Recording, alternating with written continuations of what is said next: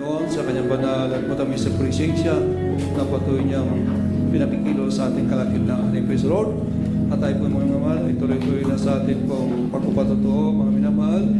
Ang buong pagkakataon, bigay po sa ating beloved Sir Michelle De Claro.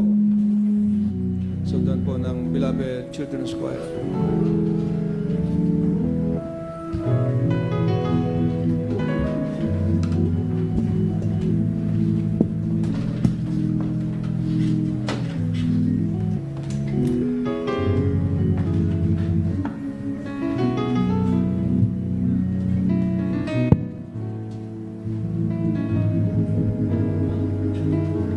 Praise the Lord. Ang pinakamataas po ng pagpupuri, pagluluwalhati po at tanging sa pinakamamahal na Panginoon Jesus. Ang nagbibigay galang respeto din po ako sa ating dearly beloved evangelist Will Estrada Almeda, sa ating beloved assistant Pastor Lina C. Almeda, at sa pagunita po ng lahat ng mga turot, mga aral po nila. At ganoon din po, binabati ko rin po ang lahat ng mga beloved Almeda family at sa lahat po na nandito at sa lahat po ng mga nanonood sa webcast. Hallelujah, isang mapagpala pong Sunday sa ating lahat. Hallelujah.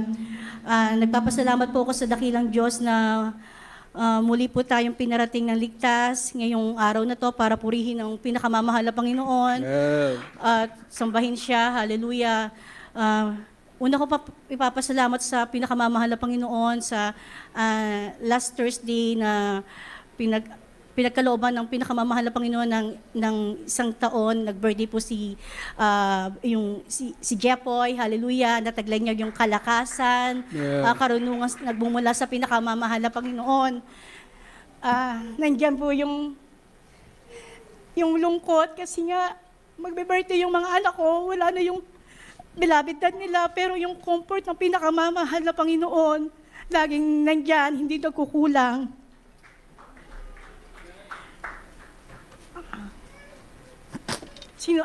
Sinubukan ko si Jepoy tanungin last birthday niya, yung sinundo ko po siya galing sa school. Tinanong ko siya kung sino gusto mong mag-drive para sa'yo. Gusto mo ba si mama o si dada? Tinitignan ko lang po kung ano yung reaction niya. Ang sagot niya sa akin, nag-isip muna siya, and then ang sagot niya sa akin, I want mama. Sabi ko sa kanya, what's wrong with daddy? Daddy is a good driver. Tapos, bigla siya napatigil siya. Tapos, ang sabi ko sa kanya, remember, Dada is a good driver, right? Tapos, ang sabi niya, no, he's up there. He's with Papa Jesus now. Praise the Nandun Lord. talaga yung sa murang edad, lalo na sa situation niyang yan, nandiyan po yung pag-comfort ng pinakamamahal na Panginoon, lalo na po kay Jepoy. Talagang pinapasalamatan ko po sa mahal na Panginoon. Hallelujah. Yung last time po na nagpatotoo ko regarding po sa pagbibigay, yung talagang akala ko po noon na, yung nag-file po ako ng tax, na akala ko po talaga, and expected ko po na magbabayad po ako doon po sa last year na winidraw po ng beloved husband ko po yung share niya from the company. Talagang kahabagan na mahal Panginoon, imbis na magbabayad ako nga, may na-refund pa po ako. Talagang nandiyan po yung sobrang kagalakan ko po noon talaga. Pag-uwi ko sa bahay na, syempre po pag may refund na po, alam na po natin kung magkano yung refund, yung ganyan. Kinumpute ko na po yun. Tapos, although na hindi ko pa po siya nahahawakan o talagang kahabagan na po na pinakamamahal na Panginoon. Ibinigay ko na po yung sa mahal na Panginoon, pinauna ko na po yung para po sa Kanya. Talaga yung pagbibigay, hindi lang po yung ibibigay ng mahal Panginoon, material na bagay, kung ano yung binigay natin, ayun din po matatanggap. Talaga nandiyan po yung pag-control ng mahal na Panginoon sa lahat ng sitwasyon. Kasi po, February po yon, hindi naman po lingid sa inyong kaalaman yung beloved son ko, si Mikoy, na isang US Navy na nandun po siya sa Iran. Hallelujah, kasama po yung grupo niya, yung ship carrier po nila. Hallelujah. For almost a week po, wala po akong naririnig sa kanya o hindi niya po ako mini-message. Wala po akong update kung ano nangyari sa kanya. Alam niyo po, yung talagang buong puso ko pong ibinigay yung para sa mahal na Panginoon. Hallelujah. Kinabukasan, naka-receive po ako ng text sa kanya na ang sabi niya, Mama, don't worry about me. I'm okay. I'm fine. Talagang Right. nandiyan po yung Praise the Lord. message na yun na hindi talagang napaka-priceless na sabi ko, mahal na Panginoon, talagang napakabuti mo. Hallelujah. Amen. Sabi nga ng beloved Minister Pogs no, na kinausap niya ako na maging matapat ka, sumunod ka sa kalooban ng pinakamamahal na Panginoon, maging matapat ka sa pagbibigay. Hallelujah. Ayan na magiging lamag mo. Hindi ka iiwanan ng pinakamamahal na Panginoon, Jesus. Amen. Hallelujah. Ayun nga po, regarding kay Mikoy nga talagang, andun po yung pag-aalala ko bilang nanay ga, kahit hindi po biro yung sitwasyon nila. Wala akong noon na natatanggap na update sa kanya, kaya ang ginagawa ko po noon, yung kapatid ko pong nasa Dubai na nagkatrabaho doon po ako nagtatanong sa kanya kung ano yung situation. Hallelujah. Talagang pasalamat sa pinakamamahal na Panginoon kasi pinag-iingatan niya din po yung kapatid kong yon. Yung trabaho niya lang po, although na talagang napakataas po ng tensyon, continue pa rin po yung pagpasok na sa trabaho. Yung company po nila, yung building po nila, katapat lang po ng US base doon. Talagang ramdam na ramdam po nila yung pag-shake ng building pagka may missile na pinapalipad po, both side po, ang Iran, ang Amerika, talaga napakalakas po. Pero nandiyan po ang pag-iingat ng mahal na Panginoon sa Yes, kapatid Lord. ko. Ganon din po yung banal na gawaan natin doon kahit araw po minsan po nagtsitsyempuhan ng araw po ng banal na gawain. May pinapalabas ng missile po, masyado daw pong malakas, pero kahabagan ng pinakamamahal na Panginoon, walang makakahinto sa kanyang banal na gawain. Patuloy po rin po Amen. silang Praise the Lord. nagpupuri, nagluluwalhati sa pinakamamahal na Panginoon Jesus. Hallelujah. Ayun nga po, nandyan nga po na yung barko sinasakyan ng beloved San Cosimicoy, ang laman po noon, yung gamit nila, tsaka yung nuclear po. Talagang andun po talaga paghingit ng mahal na Panginoon na papunta pa lang po sila, nandiyan po umaatake yung Iran, pinapalipad po nila yung mga missile nila. Hallelujah. Talagang hanggang pag-iingat ang mahal na Panginoon, naka-counter-strike po yun. Hindi po tumutuloy po kasi ang target po nila, yung ship po nila para mawasak po yun talaga. Pero hindi po pinahintulutan ng pinakamamahal na Panginoon. Amen. Praise the Lord. Hallelujah. Nakapasok po sila doon sa target place po nila, nakarating po sila ng safe and sound po doon.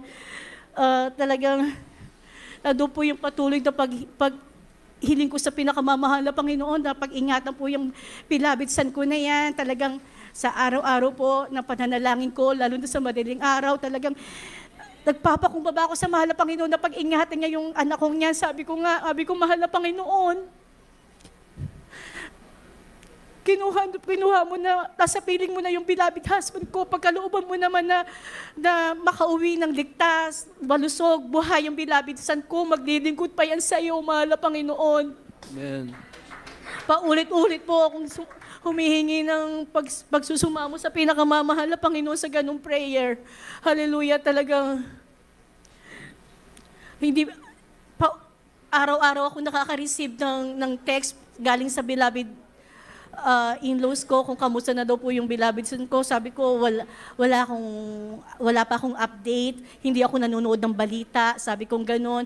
Nag-check lang ako ng update dun sa page nila, dun ako naniniwala kung ano yung sinasabi ng commander nila. Ayun yung pinapaniwalaan ko, hindi ako nanonood ng balita. Sinasabi ko, alam niyo po, yung patuloy na paglilingkod sa pinakamamahal na Panginoon, yung pagsasamba natin, ang pagpupuri, yung pagtatapat nga. Hallelujah, talagang nagliligtas po talaga. Hallelujah, sa pinakamamahal na Panginoon. Ayun nga po, last Wednesday, March 11, hallelujah. Pagkatapos ng banal na gawain natin, hallelujah, receive po ako ng text, hallelujah, kay Mikoy. Ang sabi niya po sa akin, Mama, I'm on my way back to the United States now. Hallelujah, Yeah, praise the Lord. napili po siya, hallelujah, sa first batch na umuwi. Hallelujah. And then may bago na naman pong darating. Talagang napakabuti na pinakamamahal na Panginoon Jesus. Hallelujah.